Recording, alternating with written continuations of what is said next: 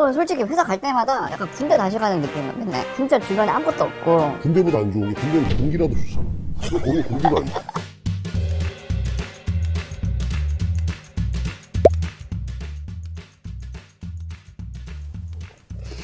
근데 이 질문 되게 중요한데 왜 그러냐면 이게 이제 면접에서 질문이 어떻게 나오냐면 이거지.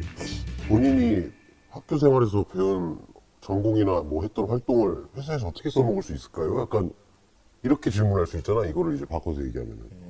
근데 다 거기서 막 이상한 막 캐드 얘기하고 막 해석 프로그램 얘기하고 막 지 입사한 거 얘기하잖아. 보통 이렇게 물어보면은.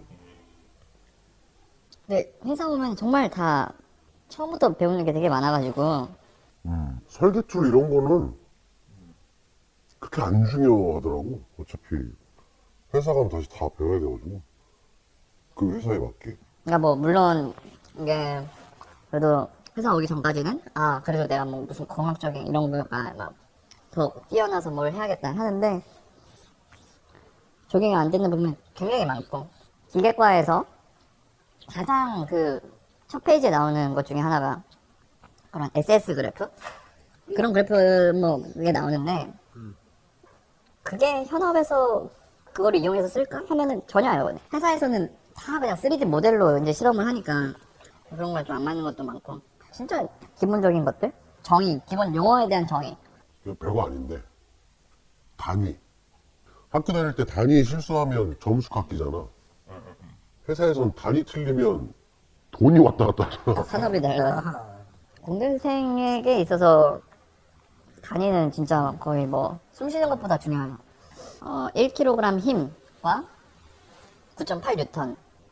이 킬로그램 힘이라는 단위와 뉴턴이 굉장히 다른데 사람들이 그냥 힘 얼마야 그냥 이렇게 물어보는 사람이 너무 많아가지고, 그런 질문이 나왔을 때 저는 틀려도 되는데 약간 흐름이 있어야 되는 거죠. 예를 들면은 어떤 과제가 나왔는데 나는 이게 배경이 뭐라 생각을 했고 이거를 찾아보니까 뭐뭐뭐라는 변수가 있어서 이거에 대한 변수를 우리가 조정할 수 있는 게 요거 그 중에서 이 각각에 대해서 실험을 해보니 뭐 요거는 별로 안 변해서 뭐 이 변수만 하나 조정을 했다. 치명인자를 딱 정했다.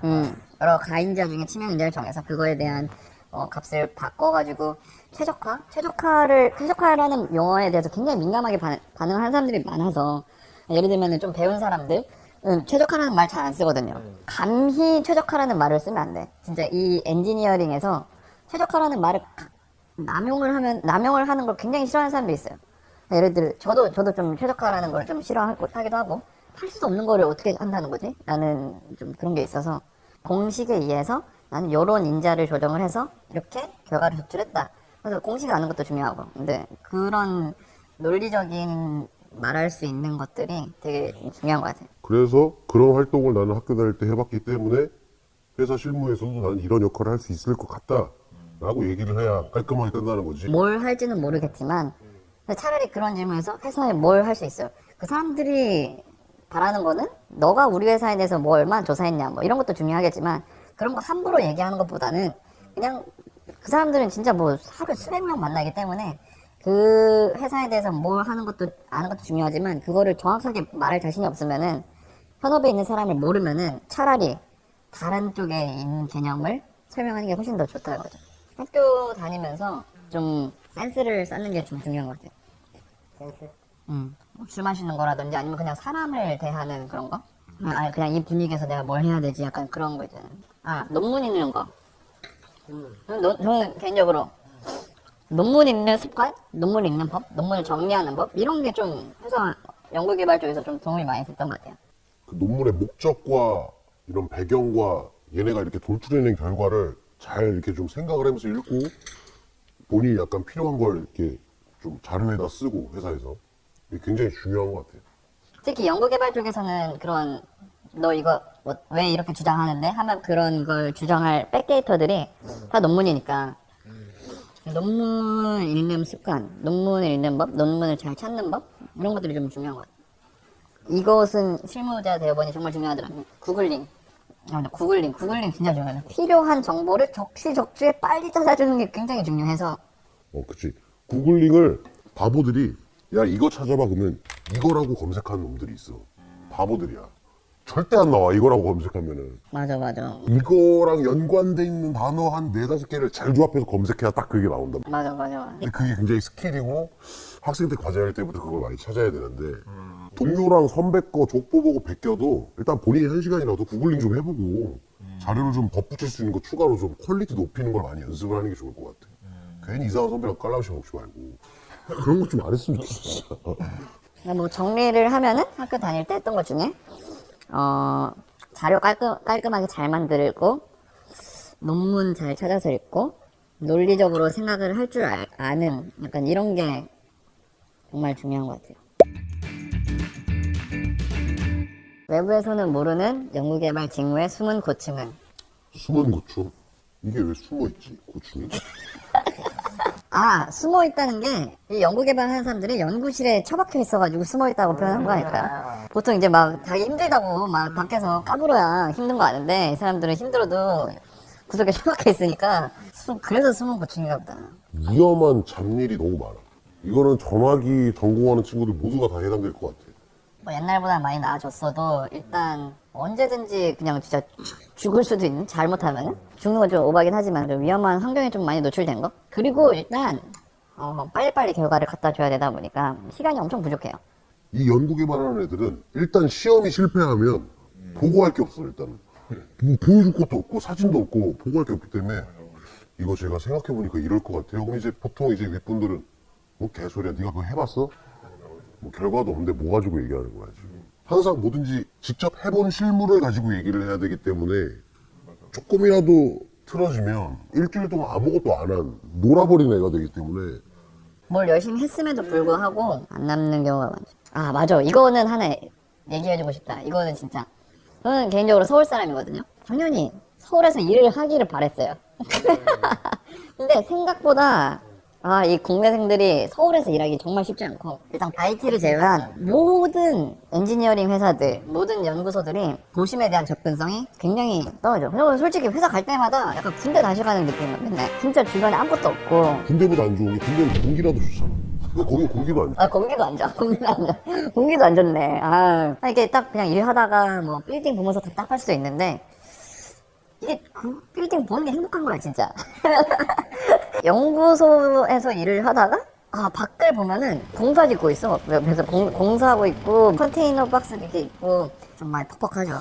대부분의 연구소들이 공장이랑 붙어 있고 공장은 필연적으로 땅값이 싼 곳에 지을 수밖에 없고 그러다 보니까 도심하고 좀 많이 떨어지는 게 일단 카페가 없어. 스타벅스를 찾아볼 수가 없어. 다방들이 많고 친구들과의 모임에 있어서도 대부분 모임이 서울에서 모여요. 서울에서 모이면은 이 사람은 톡을 보내고 서울에 있는 사람들은 선택권이 있어요. 나 오늘 몸이 좀 피곤해서 못 갈 것 같아. 아니면 참석을 할게. 대부분 약속이 7시잖아요. 근데 지방에 있는 사람은 무조건 가고 싶어. 톡을 이렇게 보내는 거죠. 11시도 괜찮아? 못 엠빵을 이렇게 10시도 괜찮아? 12시까지만 하자. 근데 그때도 막차 있잖아. 그래서 한 명 맨날 혼자서 집에서 술 마시잖아요. 매일 밤 술을 안 마시면 잠이 안 온다고. 기러기 아빠가 아니고 28살이 18살이 여자친구도 없고 가족도 딴 데 있고 하니까 다음날 출근하면 손 떨고 그러니까 10시 안 돼 이러고 있고.